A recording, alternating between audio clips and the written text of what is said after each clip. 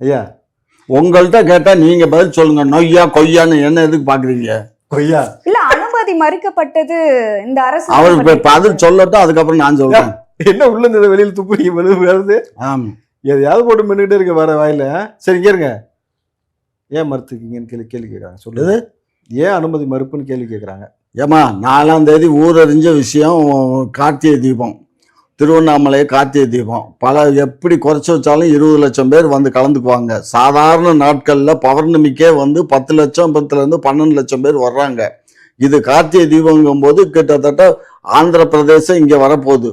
தமிழ்நாடு அனுமதி இல்லையா? கிட்டத்தட்ட ஒரு 20லேருந்து 25 லட்சம் பேர் வந்து கலந்துக்க போறாங்க. ஆந்திரால இருந்து ஆட்கள் வராங்க, அவங்க ஊர் ஆட்கள் வராங்களாம், அதனால அனுமதி இல்லை. அப்படித்தானே உங்க ஊர்?